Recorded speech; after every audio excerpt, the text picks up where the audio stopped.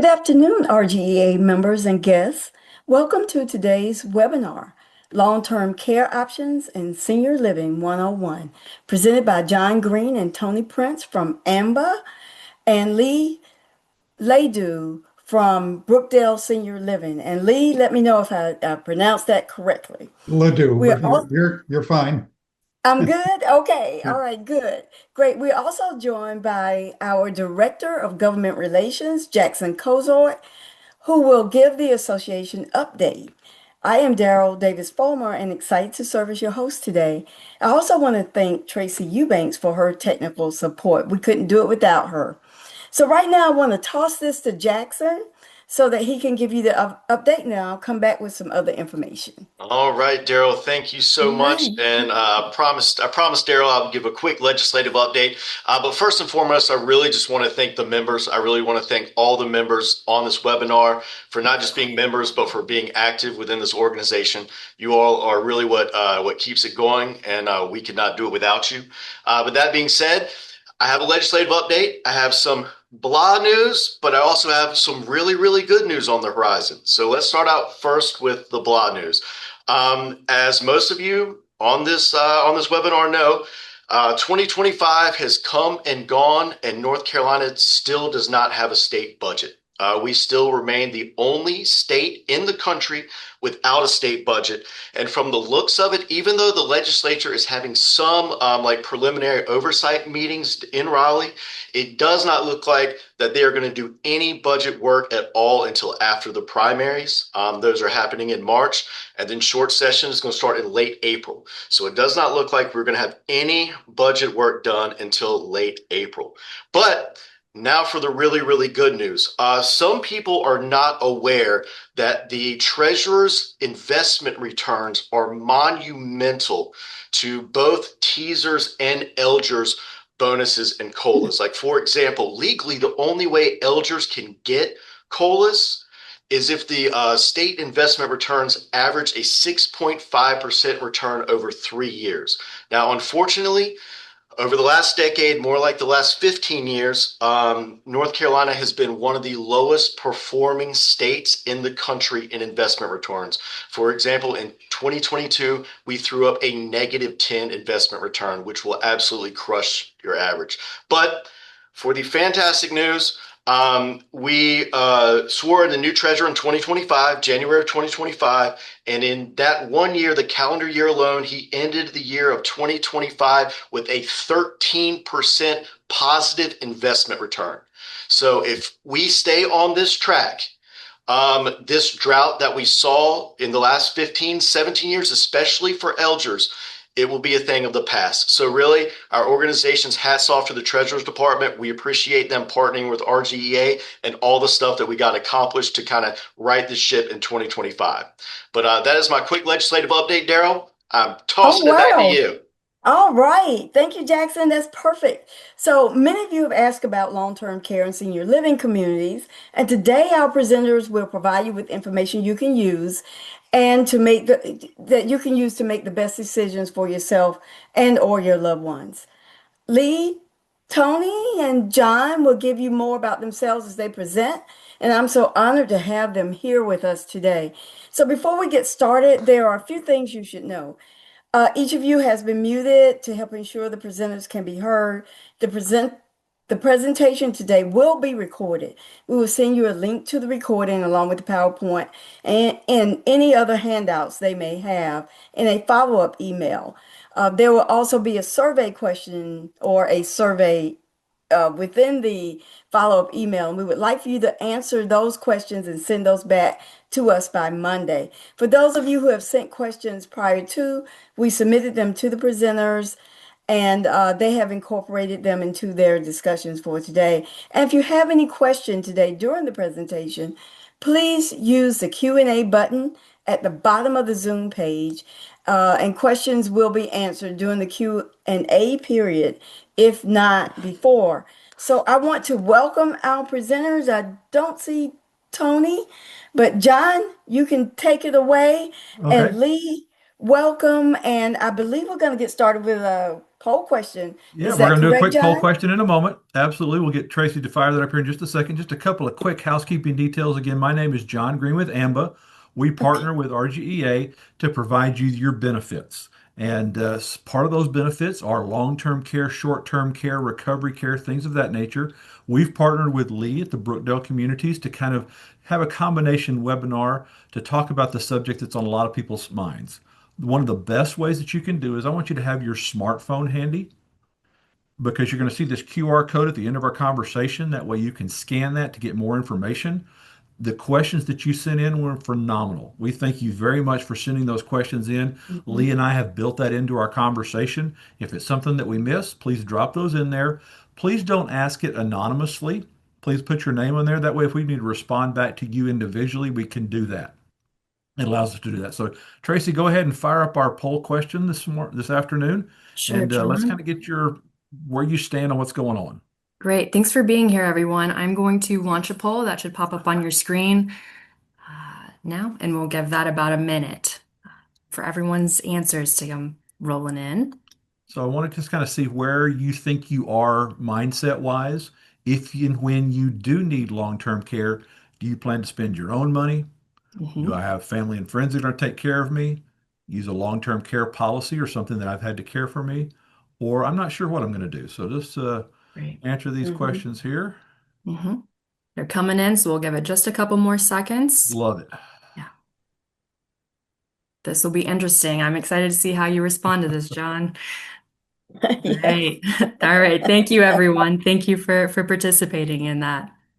Okay, here we go. Do you see that? I see Mhm. that. I can tell you Hmm. this is interesting. I applaud the 42% of you that says, I'm Yep. not sure what I'm going to do. You're in the right place. Mhm. Lee and I hope to kind of provide you enough information to tell you exactly what maybe you can do. Again, that is exactly why RGEA is here to support you in your retirement years. And AMBA partners up with RGEA.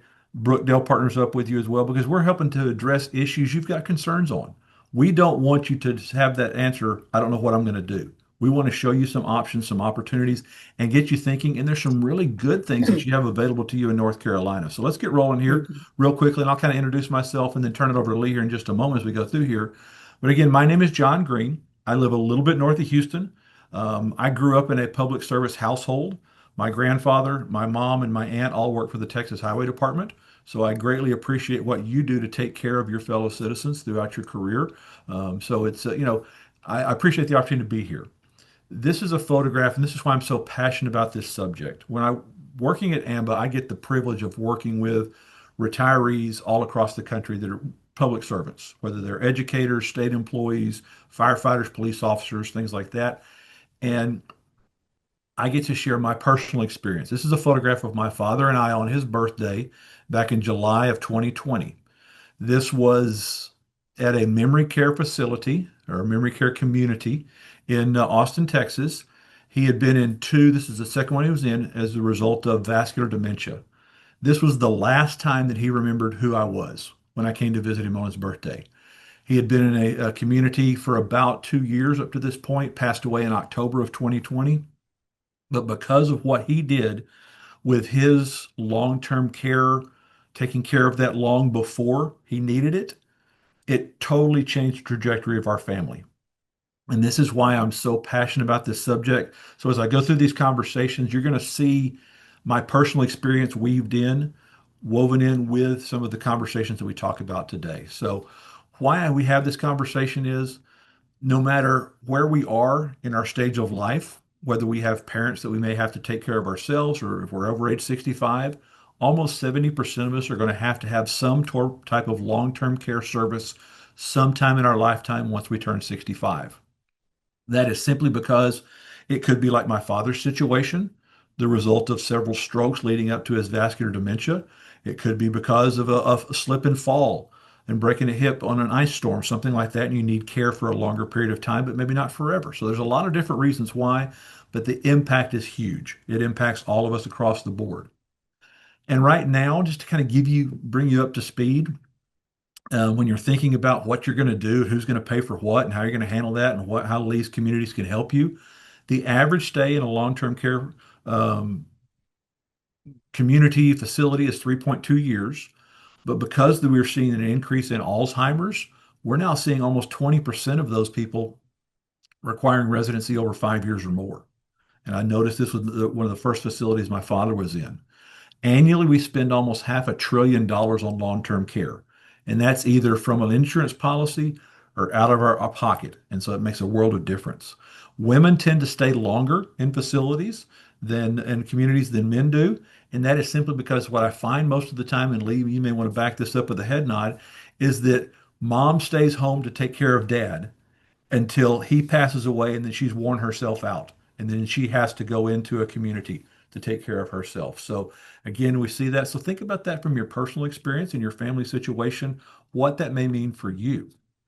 Now, what I always get questions on, we got a lot of questions on this. What is a long-term care policy? What does that mean? There's so many different terminologies out there, but when I talk about long-term care, I'm talking about an insurance policy that provides for your care in various different locations and various different types of situations, depending upon your health situation and where you're located. So I want to kind of build this and answer the questions that came in the tradition of long-term care, traditional plan, in the way that you make a good hamburger. If you just have a meat or a meat substitute, it's not really a hamburger. A hamburger is when you start to put the buns and all the good condiments and stuff like that on there.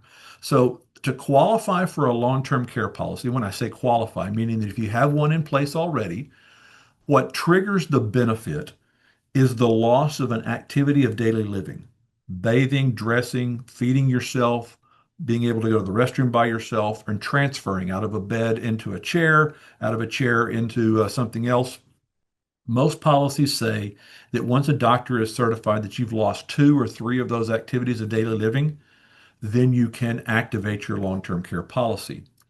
On the other side is a cognitive impairment, such as dementia or Alzheimer's. So, to give you an example of my father, his long term care policy kicked in early because of his dementia diagnosis. He could still do all of his activities of daily living, but he would get up in the middle of the night and wander off. So, he was a flight risk, for lack of a better term. And so, we had to have someone come in to the house to stay up with him at night because my stepmother still worked. So again, his long-term care policy covered it because of a cognitive impairment. So once you have your qualifications, then you go to what's the meat of your hamburger. That is the daily benefit amount or a pool of money that says you get X number of dollars a day, X number of dollars a week, or a pool of money that goes towards your care. The length of coverage is determined by the type of policy that you buy. Some of them are 3-year plans, 5-year plans. Some of them are, as I mentioned, pool of money that says you have coverage or payments provided for you as long as that pool of money lasts. If you go into some community that's more expensive than somewhere else, that pool of money may not last as long. Or you may stay at home and spend less money and then move to a transition to a community. Then you have an elimination period. And this operates just like a deductible on your homeowner's insurance policy that says, hey, when that hurricane rolls through and you have the first $2,000 that you're responsible for, the first 1%, the elimination period is a time period that says if you have to go to a community or if you have to start using your care in your long-term care policy, you may be responsible for the first 30 days of that care, 60 days, 90 days. Some of these policies even have a 180-day elimination period, which means you have to wait 6 months in a community or 6 months of home care until the policy kicks in. The longer the elimination period, usually the less expensive it is. So that's why sometimes people choose that, but it can be expensive after the fact and when you need that. Then you get into other variable benefits within a long-term care policy that will pay for location of coverage. Some include nothing but a nursing community. Some will include assisted living communities. Some will include home health care. Some will exclude one or the other. That can vary depending on the type of policy. And then some policies will provide for non-skilled care, meaning that you could have a loved one provide your care and be able to pull down off of your policy as well. Some of those benefits can be really good, or like I said, in the case of my father, we didn't need a licensed vocational nurse to stay up at night to make sure my father didn't wander off. We could pay someone that was a home health aide, and it still provided for that care. Really good. Inflation protection is one that's probably quite expensive, but it is something that really protects you, especially when you take out a policy at a younger age, because as you'll see in a moment, the cost of care continues to rise. Inflation protection can protect you in that. So hopefully that kind of gives you a background of what a traditional long-term care policy looks like. Let's kind of explore, though, who needs it. Really, because we don't know what the future holds in store. As we age, things such as Alzheimer's, dementia, heart attack, arthritis, those type of things sometimes limit our ability to perform those activities of daily living.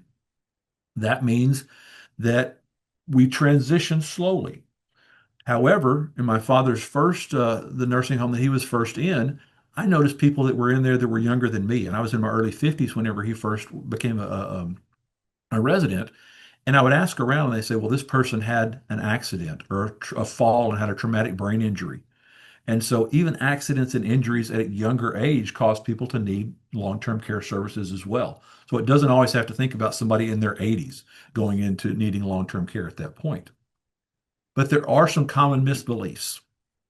First, people think that my medical insurance will pay. And I'm talking about whether it's Medicare, whether it's pre-65 care, any type of state plans, things like that. Neither one of these type of plans, whether it's pre-65 or post-65, has significant contemplation for long-term care coverage. There may be a little component in there if you've been an inpatient in a hospital and you have to have some rehabilitative benefits to get back up on your feet. But the minute that you go beyond a certain time period or the minute that the doctor says you're not going to get better, all of that stops. Then there's this concern that I can rely on Medicaid. I can tell you it is extremely difficult to rely on Medicaid, but there are some neat options that you can protect your assets. We've had a lot of questions about that, and we'll discuss that in just a moment as well. About that, most folks on a pension usually don't qualify for Medicaid, so a little bit challenging there. We talked about the age issue. Then we talked about this, my kids are going to take care of me, or I don't know what I'm going to do. I can self-insure. And I can tell you, unfortunately, that's really where the problems lie, is that our families are not set up to be able to provide care for our elder members in the family, just from a financial perspective, a time or a skill standpoint. So some of these misbeliefs that you may hear, we want to make sure we dispel those and put those power in your hands. Now we got a lot of cost questions. And I'm going to let Lee address this in his conversation here in just a moment. These rates are by no means representative of what his communities provide, but I went out to a website called the Genworth Cost of Care website. You can type in genworth.com. There's a little cost of care widget calculator on there. It's really great to use. You can plug in your zip code, your city, your state, wherever you're joining us from, and it will tell you what the average costs are. Now, this is a 2024 survey. The 25 survey should be posted here probably in the next couple of months, but you can see across the state, $30 to $33 an hour for a home health aide just to come out to the house. And that could be just somebody that helps administer medications, maybe provide some food, maybe bathing services, things like that. Then you get into an assisted living community where you have your rental unit, participate in all the activities and things like that. That runs anywhere from $6,000 to $9,000, depending upon where you live and depending on the type of quality of facility that community that you're in. Then you move into the nursing home communities for a semi-private room, $7,000 to $8,000, $8,000 to $9,000 for a private room.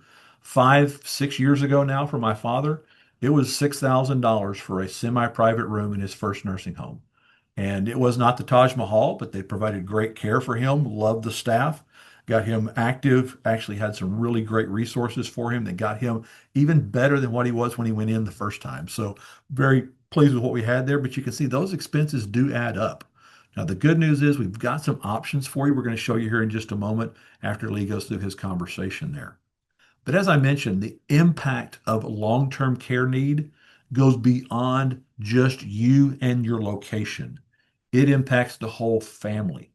What people don't realize is that with all of Lee's communities, with all of the type of care options that are out there, the type of insurance policies that are available, still almost 3/4 of all care is provided at home by an informal caregiver who receives no compensation. And really, what that means is son, daughter, mom, dad, somebody is giving that care, and they've either got to take off work, quit their job, work extra, something like that. Unfortunately, this falls on the ladies in our families and it impacts them. I think about my wife who is teaching. If she had to take off or quit her job early to take care of her mother, then that would stunt her pension. It would stunt the family income to be able to provide for um, our kids' college, grandkids' college, things like that.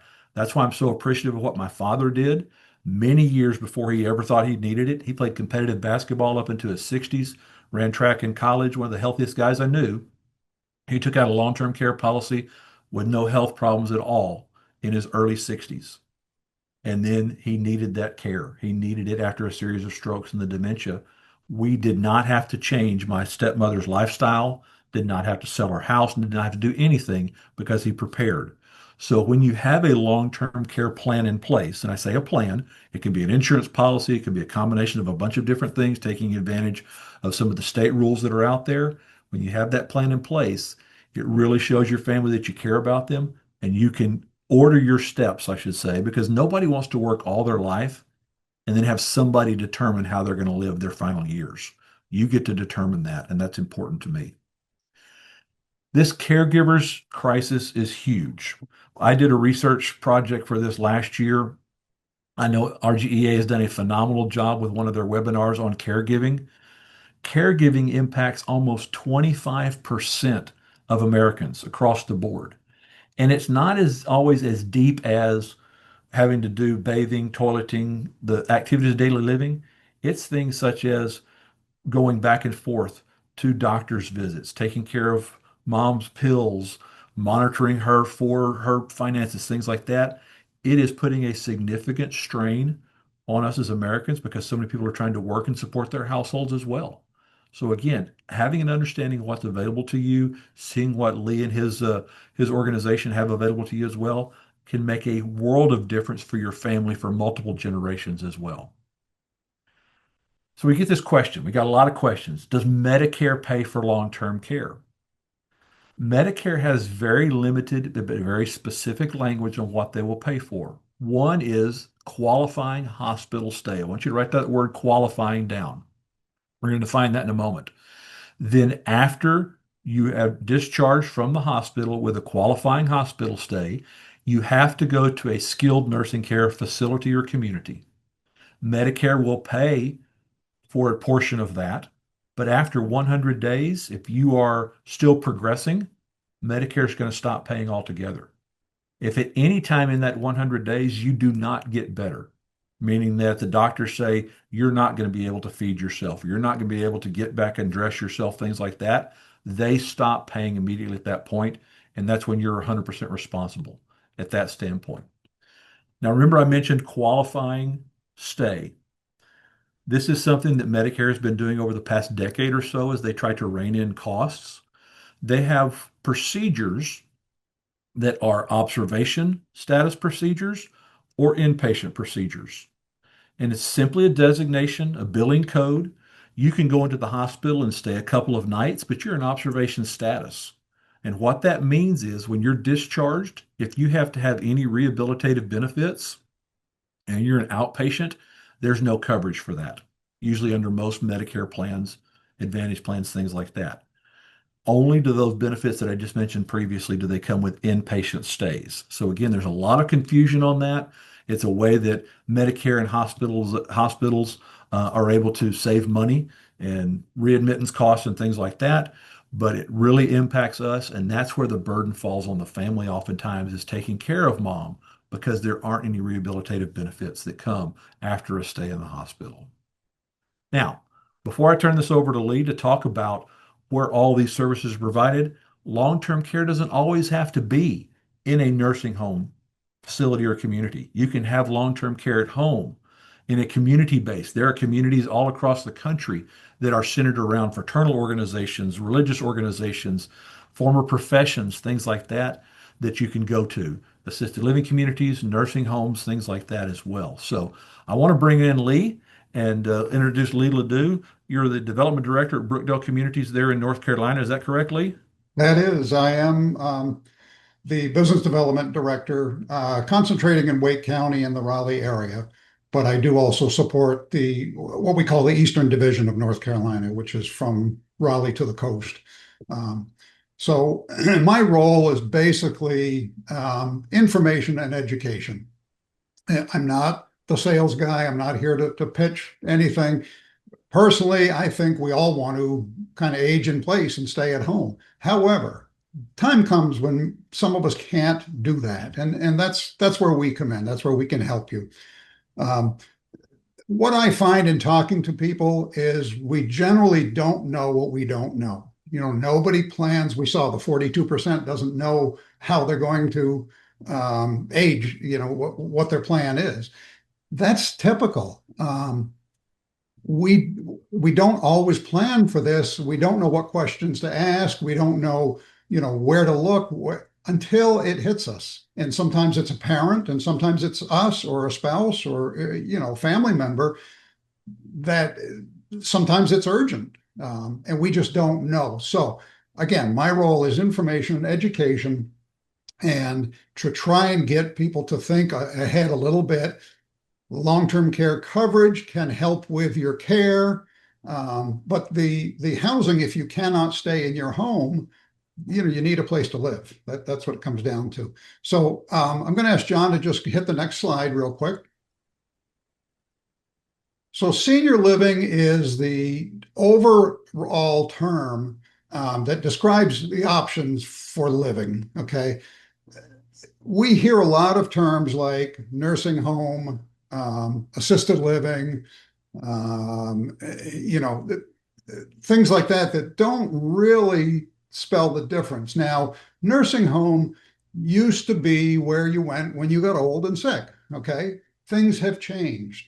There are now different levels of care, different types of communities that provide senior living, and many of them, most of them, have resort type amenities. So there's a lot of things, like I said, we just don't know. Our old idea, and we all grew up with this idea of what a nursing home was, it's the last place you wanted to be. It's not like that anymore. So, I just want to go through some of this. I'm sure many of you know already, but there are some differences that you just want to be aware of. Next. So senior apartments, usually we talk about senior living, and that starts at age 55 in most cases. You'd be eligible or welcomed in at 55 and up. Some of them have other restrictions. Some senior apartments are 62. So these are basically just apartment living. This is maintenance free. This is you can no longer take care of your house. You don't need any necessarily full meal plans, or there's a lot of them have amenities, but it is true independent living that you just pay rent and live there like it's an apartment, but you're with people of like mind. Okay. Brookdale, as a company, we don't do a lot of the senior apartments. Those are more private companies, and they're every town has them. So next. Now, independent living is you live in an apartment or a house. This is a senior living community. The community would have activities, transportation, meals on site, housekeeping. A lot of places will have fitness programs. Independent living under licensing cannot provide any personal care services for you. You can bring in outside services if you need some help with ADL, activities of daily living. You can bring in outside help.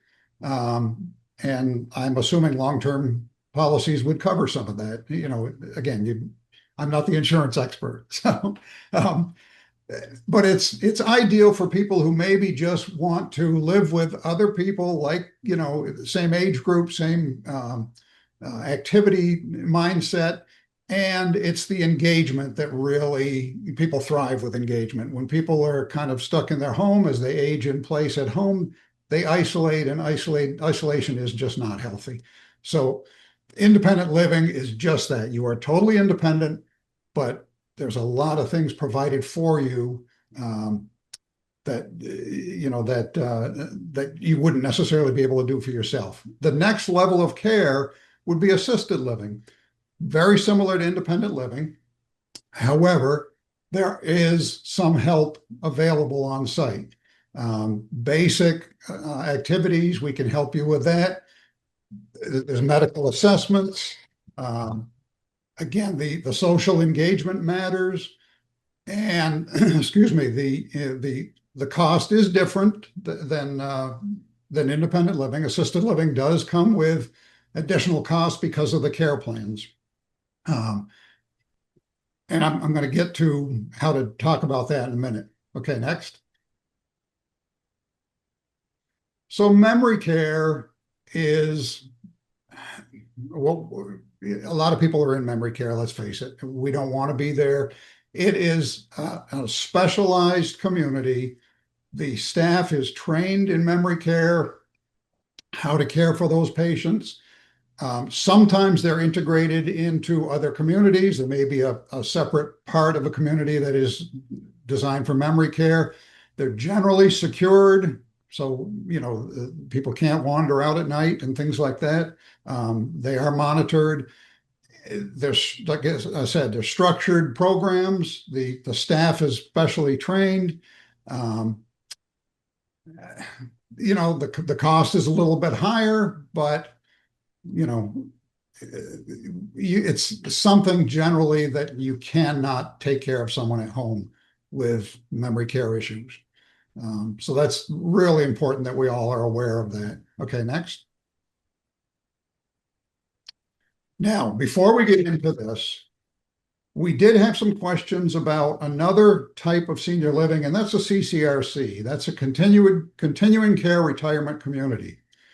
Brookdale operates a few CCRCs, but not that many. CCRCs is a specialized community.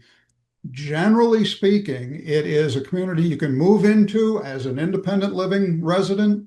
And as you age and your acuity becomes, more, you can move into the assisted living on site. You can move into the memory care on site. Everything is self-contained in one community, maybe several different buildings, but it's a campus generally. The biggest differences are the advantages are you don't have to move. Once you move in, you can stay there the rest of your life. That's really key, especially if you have family that visits, and you want that continuity of care. You get to know the staff, they get to know you. So there's a lot of advantages. Some of the disadvantages are the cost. Most CCRCs operate what they call an equity model, where you buy in and you have an equity stand in the community. As you age through the community, that equity, may change somewhat, but it's basically an investment in the property. There are some CCRCs that operate on a rental basis, and you don't have to put a lot of money down to move in, but there's no equity at the end of life either. So again, those you want to talk to the people, talk to the communities and find out. One of the questions that came up was about how to find a place to move to. The best answer I can give you is visit a community. Look, don't go online and enroll in programs necessarily. There's free programs. They're very helpful, but you don't always get the best information. If you have senior living communities in your town, in your area, make an appointment, go and visit, preferably on a weekday when you can see what's going on. Weekends tend to be quieter. A lot of times residents are off with families. Go and visit during the week. You can generally make an appointment. Most of the time you can walk in, but if the staff is busy, you may not get a good tour. So, make an appointment. They're not there to necessarily sell you. They're a resource. Everybody I know that works in senior living communities is a fantastic resource, and they'll help you with any questions, any issues. Get to know them, personally. You can go online later and do some of the research, but visit the local community yourself. ask the questions that you have. Um, there's a lot of information, um, and sometimes you just don't get it all on the websites. So, take the time and go and visit, get to know these people. Um, Now, Brookdale itself, and again, I'm not here to advertise Brookdale. We are a fantastic partner with RGEA. We are the largest senior living company in the country. We have over close to 600 communities across the country.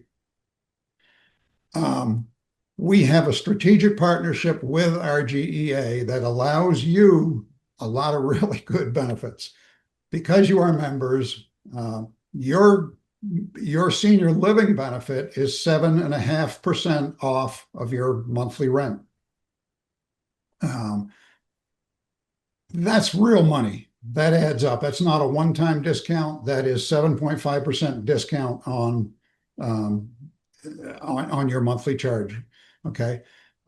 In-home services, if you use Brookdale at Home, which we have a home care service that we can provide in some markets, it's 10% off on home care services. That's whether at home or in an independent living community.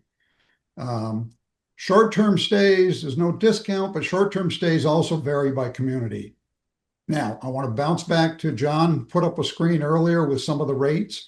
You notice that the rates from different locations are different.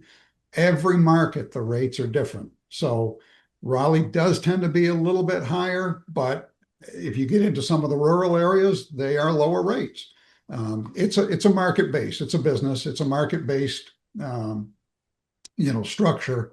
So that's another reason to go and visit the local communities and get to know them. They'll answer all those questions.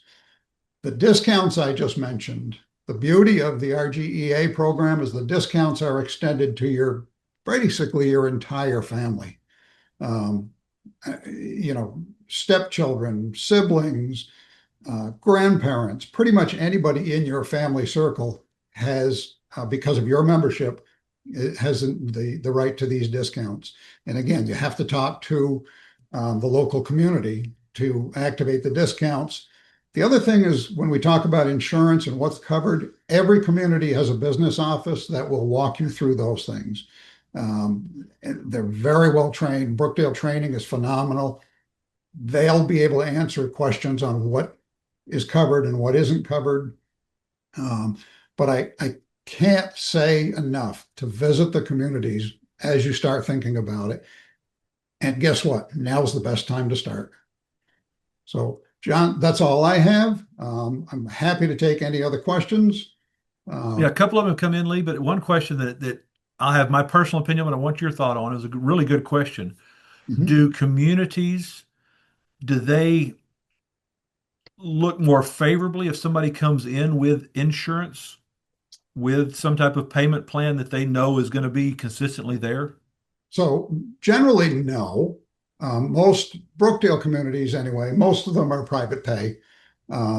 We don't look at financials or anything like that, but if you're able to move in and afford the rent, and that's the same with every pretty much any community, the long-term care policies would help with your care, but not necessarily your rent. Okay. Okay, and I Like, hope that answers when the we, question. yeah, But when so we were no, looking, we don't look at, we can guide people on how they can use a policy right, to better afford, a community lifestyle, but there's no favorites. It's not like, oh yeah, we want that one because they're insured. That's right. not doesn't work that way. Yeah, well, the reason I say that is, and I appreciate you from your side of the things, when we were first Yeah. looking for my father's first facility outside of Austin, his community that he was moving to, whenever they heard, yes, he has a long-term care policy, it's Yeah. like, well, we have this wing or this side of the building that has more staff and things like that inside of it. So it kind of to me felt that way, but I don't know if Yeah. that's specific to anything that, whether they take a lot of Medicaid patients or something like that. I don't know. So, So, and that's interesting. I've never heard that kind of thing, John, okay. but Again, I can't speak for every community. Okay. Uh, and there may be some reason why that could happen. I don't know. Um, and All I see right. a question about wait lists. CCRCs have wait lists. A lot of communities have wait lists. There is a shortage of senior housing. Okay. Absolutely. So if you've got more Um, questions, drop those in there. Let Lee answer those. We'll come back to some more. Anything else, Lee, before we want move on? that's all. I thank everybody. Thank RGEA for having us on and including us. Again, take advantage of the partnership. You're a member. You've earned it. Yep, absolutely. Thank you, Lee. If you've got questions again for Lee, drop those into Q&A. He'll be typing some of those responses back.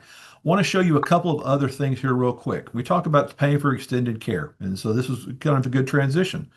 Most people, they will use their personal assets.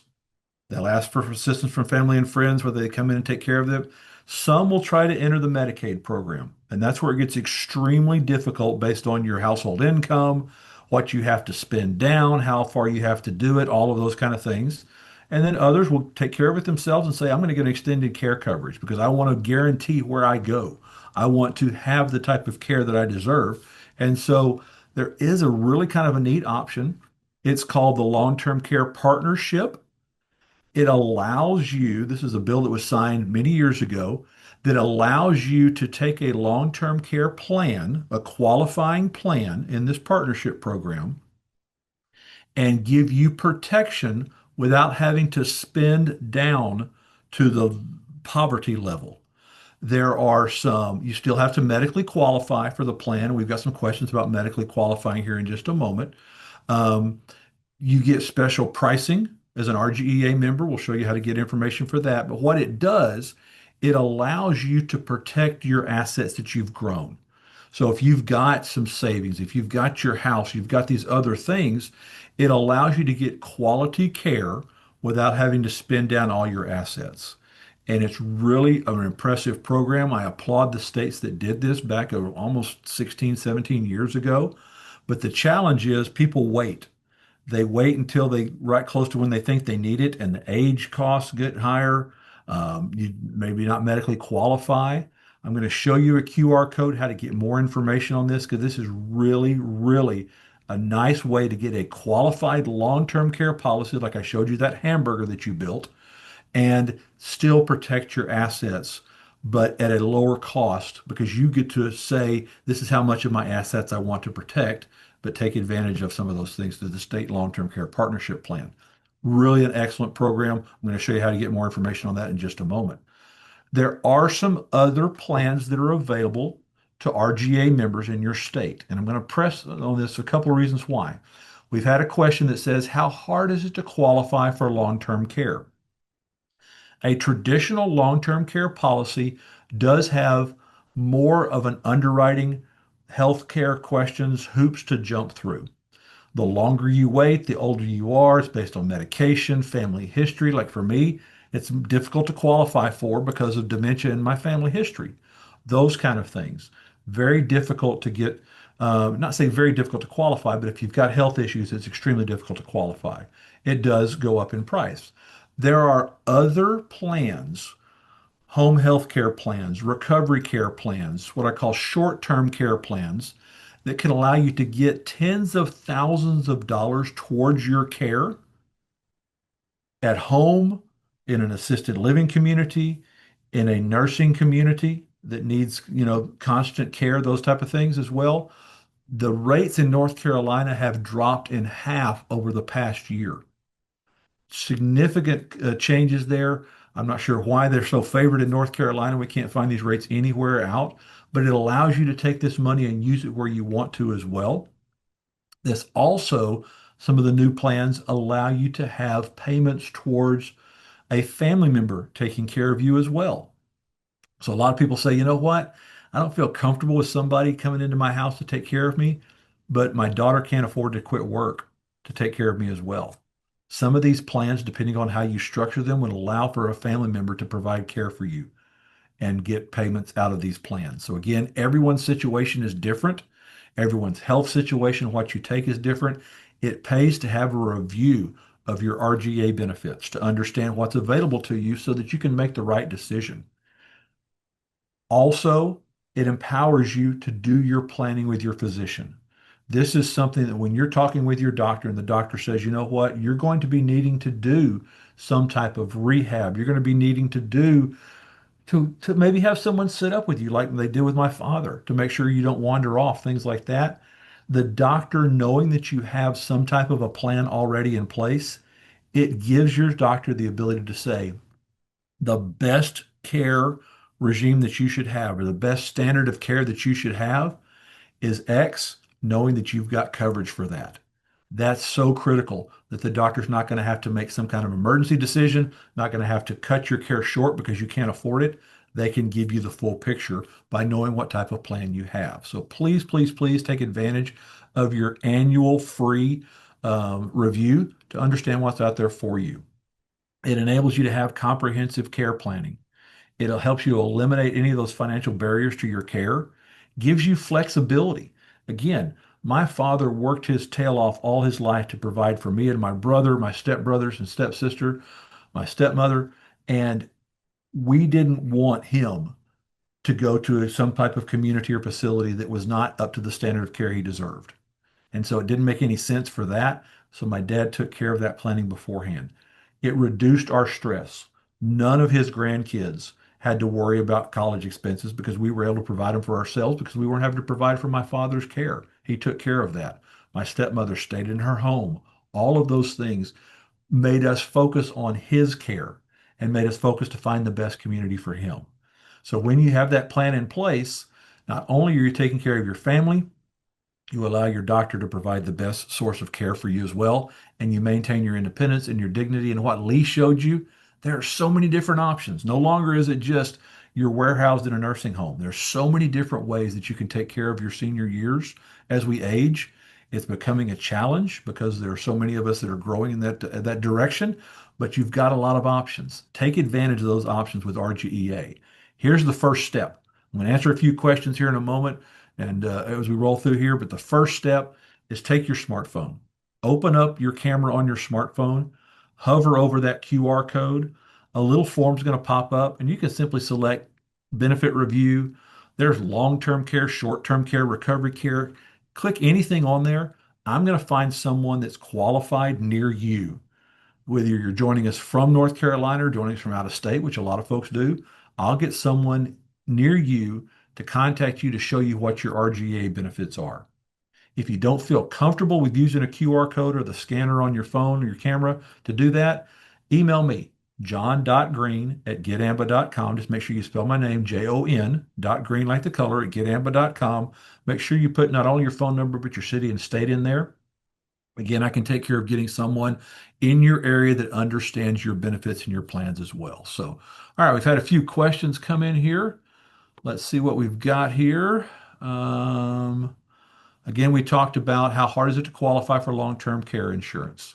Long-term care, as I mentioned, is usually takes a full medical underwriting, lots of questions about your health history, medications. Sometimes if you're taking a medication that is off-label use, meaning it's prescribed for one thing normally, but you're using it for something else, you may have to have a doctor's letter behind it, things of that nature.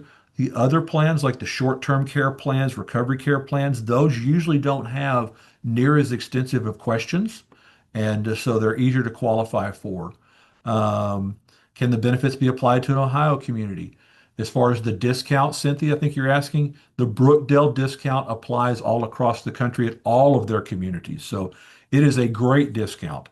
In Ohio, again, kind of like what Lee mentioned, depending upon the city you live in, those rates can be significantly different. So you want to check those out as well. So a lot of questions about the long-term care partnership.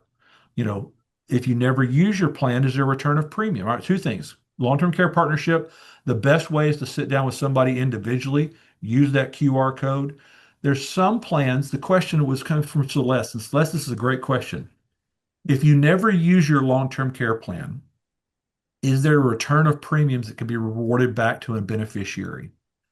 Some plans have return of premium.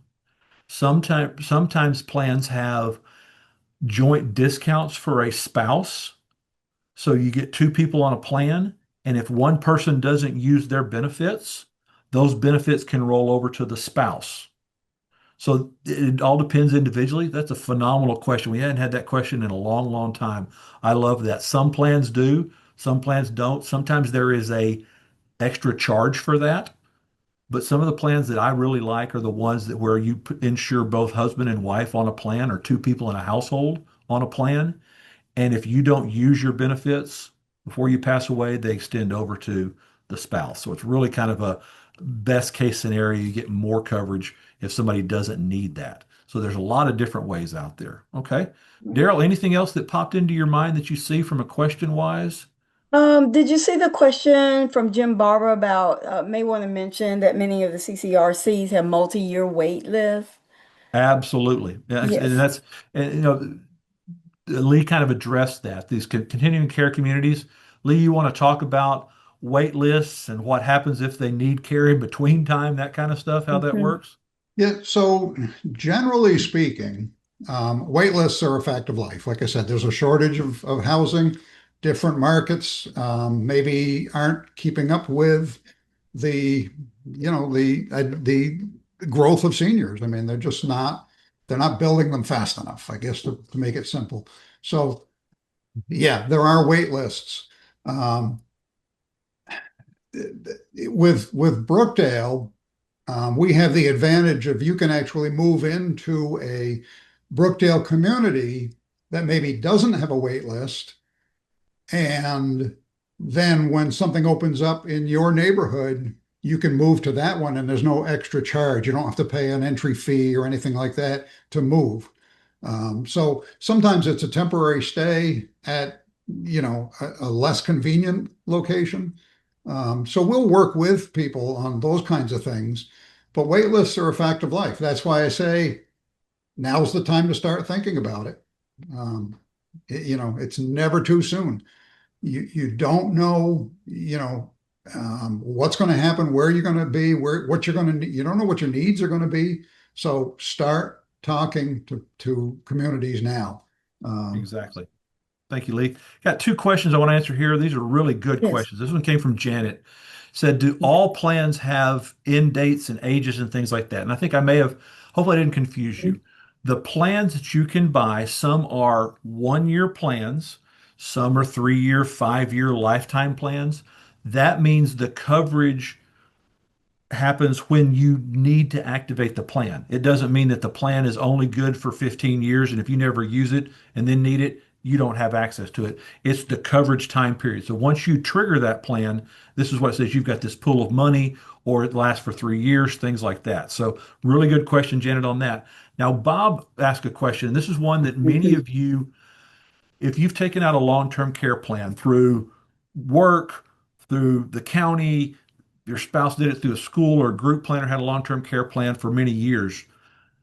About 8, 10 years ago, as Lee alluded to, the needs skyrocketed for long-term care, and companies realized that they had not charged enough rate for their insurance plan. And so their premium started to go up. Two things have happened since then, and Bob, I want to address your question. First of all, anybody who takes out a long-term care plan now, the governments at the state level and at the federal level have strongly encouraged, and most of them do through legislation, to price the plans more realistically, meaning don't sell it in at a low price to then jack up the price later. So you're not going to have that issue. Now, Bob, in your particular situation, if it's doubled, a lot of the plans have options in them that will say you can level your premium, but take a reduced benefit. And so that you say, all right, if I was going to get $6,000 a month, I'll take $5,000 a month and my premium's not going to go up anymore. So please read your paperwork. Again, this is what AMBA can help you do. We can help you understand the plan you already have right now. A lot of these, um, a lot of these plans that you have out there, we find them, hey, they're great. Keep paying on them because you qualified medically. You don't need to change. Please take care, understand that. Have someone review your plan frequently. We also find in there, a lot of people don't realize they have what are called non-forfeiture riders. That if you say, I can no longer afford my long-term care plan, it's gotten so expensive, you still would have a benefit even if you stopped paying that would allow you to have some coverage, things like that. So there's a lot of different things in there. Um, some questions in here about forcing people to leave when they run out of money. Hmm. Janet, and I don't know if Lee's still with us. I don't know how the insurance folks work in your location in terms of if they try to help you get on Medicaid or what those things work like. I don't know I apologize for that. I don't know what that is there. So, um, Lee, you want to address the issue So, of my plans are out of money or I'm tapped? What happens? and that happens. And the best thing I can tell you is we'll try to work with you. Um, that's why we have a business office and at every location. We're not cold-hearted. We get it, but it does happen. And if it's a private pay facility, not a Medicaid location, then you may have to move. I mean, that's Right. just the reality. And it's no different than if you stop paying your mortgage. Exactly. Hmm. Yep. Right. It is an Exactly. unfortunate situation. I mean, It again, that's is. why we try to plan. That's exactly it. That's why we plan ahead. Try to plan Yeah. Um, ahead. So we got somebody that asked about I'm joining on the phone. I can't use the Mhm. QR code reader. Email me at jon.green like the color at getamba.com. And that's the best way to get a hold of me. I'll be glad to connect you with someone. Had somebody ask about age to get long-term care. Most plans stop offering underwritten policies at around 80 to 85. Again, health conditions are really more important than age. And Yeah. so, Hmm. depending upon your age, there may be better to take a short-term care plan that can provide 1, 2 years worth of coverage, or maybe try to go the long-term care route if you're younger, things like that. So there's a lot of different things that are available out there. Um, So, John, we have uh-huh. one about independent senior co-housing. Do you know anything about that? Lee, I didn't want to that's not ignore something I'm that familiar question. with. Pardon me? I'm not something I'm familiar with what co-housing is. I don't know about that. I don't know Okay. I'm not sure what All the right. question. Yeah. And then one Right. last question, and this one came from Yes. CD. It says, you know, someone is trying to sell me, or is coverage already covered under my Advantage plan? I will tell you that every Medicare Advantage plan I have ever seen does not have any contemplation for true long-term care coverage built into their policies. They may have some rehabilitative benefits in there. They may have some transportation back and forth after a covered stay. But for your dementias, your Alzheimer's, or any health conditions that require activities of daily living, there is not coverage for an Advantage plan. Again, some of them have, like I mentioned, transportation, or they may have 8 to 10 hours a month of what we call respite care, where they could come out and provide a home health aide for someone just because your daughter needs to go to the doctor for herself. But there is not in any type of Advantage plan that I have ever seen, because they all run on a Medicare chassis, that provides any type of long-term care coverage out there at all. So, good questions. All Daryl, right. Well, your thank folks you. always have the best Yeah. questions. I'm telling you, I Yeah. love it. They do. I know. I know. And we thank you so much, you and Lee and Tony, for providing the information today um, regarding this very important topic. So look for the follow-up email from us. We will send you the link to the recording, the PowerPoint, and the survey to complete. And again, please complete the survey by Monday. We absolutely need to have that because that helps us with ensuring that our webinars are what you need. Our next Lunch and Learn webinar will be held not next Wednesday, but Wednesday, March 11th at 12:30 on estate planning. And it will be presented by the State Employees Credit Union. As far as I know, at this moment, it will not be recorded. So please register for that one. Try to attend, and we will send you follow-up, but we won't have the recording link there unless things change. The very next week, March 18th, we will offer you an exclusive webinar on proactive tax planning for seniors for 2026.